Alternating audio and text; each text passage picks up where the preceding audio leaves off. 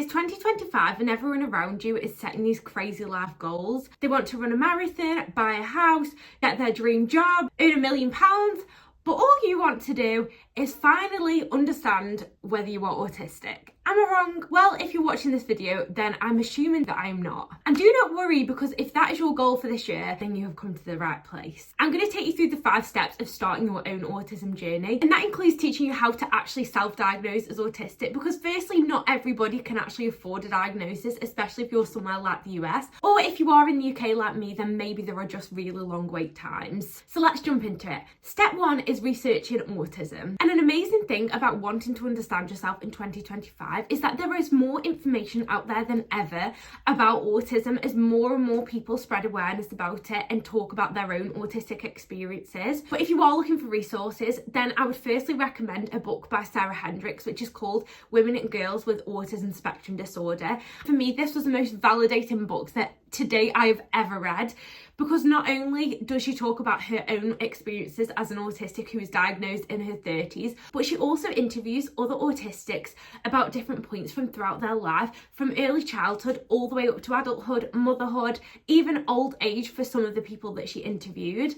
And this just showed me how different aspects of your life can be impacted by autism. So if you want to check out her book, then I've linked it below. I would also really recommend Unmasked by Ellie Middleton, and she is a fellow late diagnosed autistic too, sharing her experiences of both autism and ADHD. Or there are so many other books that you can use. Another great resource is the BBC, and even if you're not in the UK, you can access this using a VPN. So the BBC offers a variety of different documentaries talking about autism, and my favourite documentary is by Christine McGuinness. And if you don't know who she is, she's a UK model and was previously married to a TV presenter, Paddy McGuinness, and together they have 3 autistic children. It wasn't until her own children getting diagnosed that she saw so much of herself in them, which is another common experience for autistic mums. But Christine's documentary was actually the first thing that ever made me realise that I could be autistic myself. And I remember watching it and thinking, if this is what autism is, then I am definitely autistic.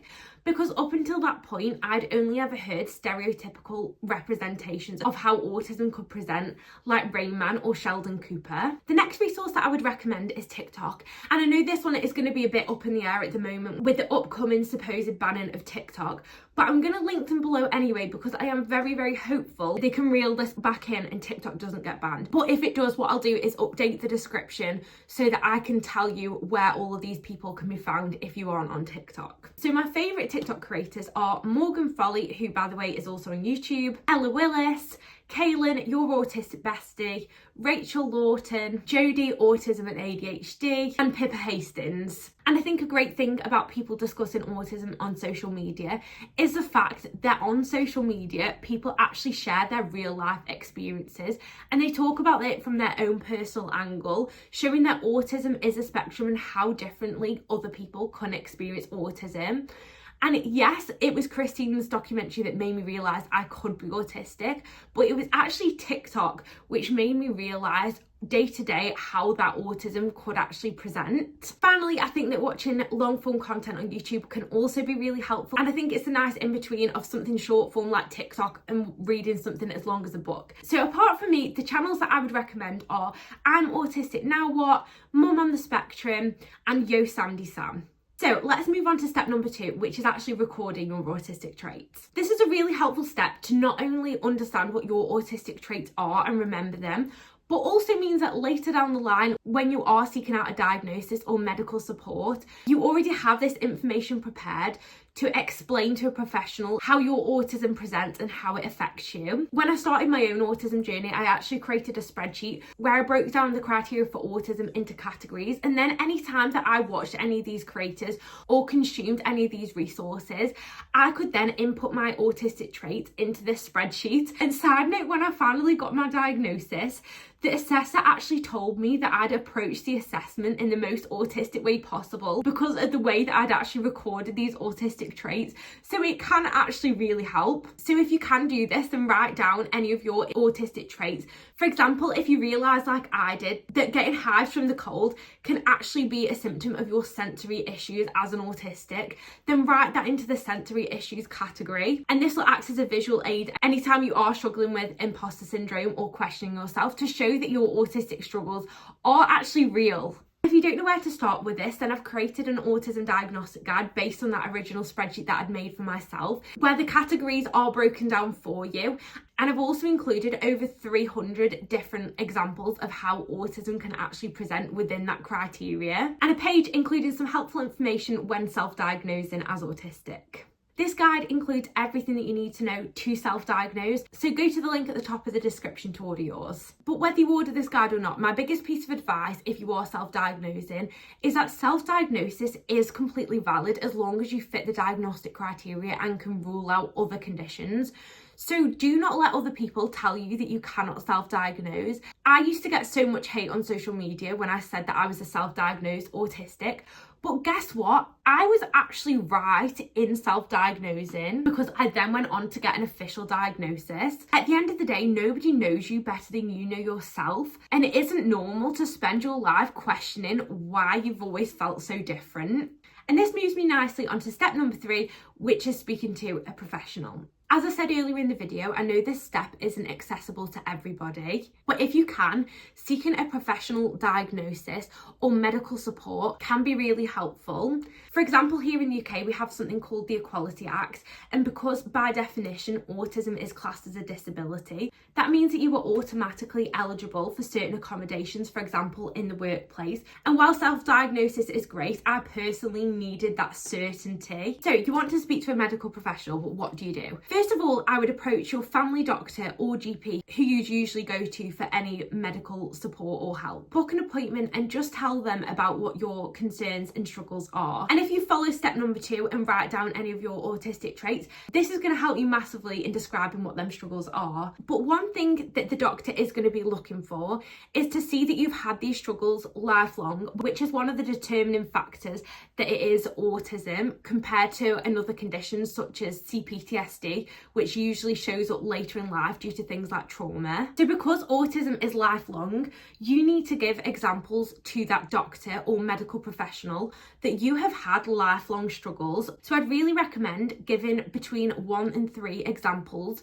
of how this has impacted you at different points in your life. A few examples from early childhood, maybe when you were a baby or when you were a toddler. A few examples in primary school and high school, and then into adulthood, such as in the workplace. The process once you have spoke to your doctor is that they'll usually then refer you to an autism specialist. You might need to fill out a little questionnaire or something like that, just showing your autistic traits. But again, this is why it's so helpful to have written down any autistic traits that you relate to. Depending on where you're based, obviously depends on the process from there, but your doctor should talk you through that whole process.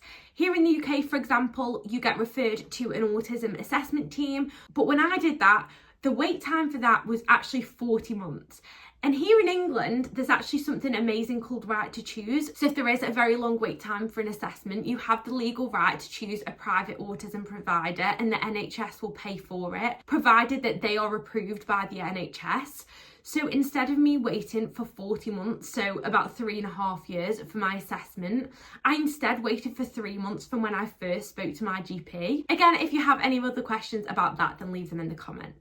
Step number 4 is actually starting to make accommodations for yourself as an autistic, because whether or not you have that diagnosis, you are still autistic either way. You don't suddenly become autistic the minute that a doctor or a professional gives you your official diagnosis.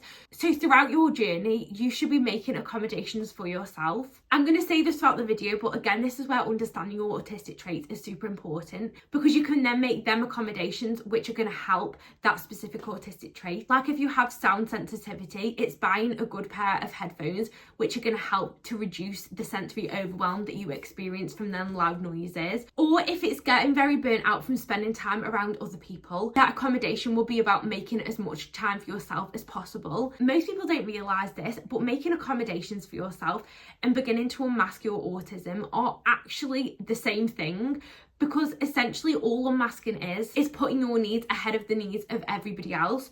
So the more you listen to what your needs are, the more in turn you will unmask. But I've done a whole video talking about the whole unmasking process, which I will link below for you.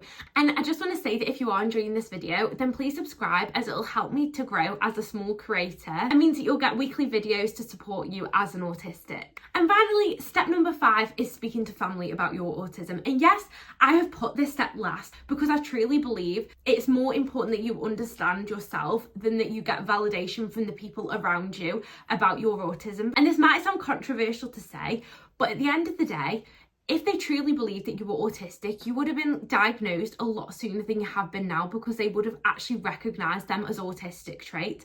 And I'm not saying that they haven't supported you in other ways, but they may have blamed your struggles on things like anxiety or lack of confidence rather than autism, because they aren't educated on how autism presents. But I found that approaching my parents about my potential autism after I'd already been referred to a GP held a lot more weight than just going up to them and saying that I think I could be autistic, because it was backed up by that medical proof and validation of a professional recognising them autistic traits in you as well. Obviously, the way that you tell your family is going to vary massively depending on your relationship with them, but I would try and frame it in a way that isn't criticising them, because you don't know what you don't know. And as annoying as it is, I'm sure your family haven't deliberately withheld answers or support from you. When I spoke to my own family, I gave them examples of struggles that they'd mentioned that I had and framed that as a way of educating them. For example, when I was little, my parents had to take me drama class to teach me how to talk to people because I was so shy and introverted and didn't have a clue how to talk to them. So I said, Mum, did you realise that the fact that you took me to drama class to teach me how to talk to people is actually a sign of autism? And I've actually gone to the GP and they've referred me, rather than saying, why didn't you realise that I was autistic? Or I've just realised that I could be autistic and you didn't help me.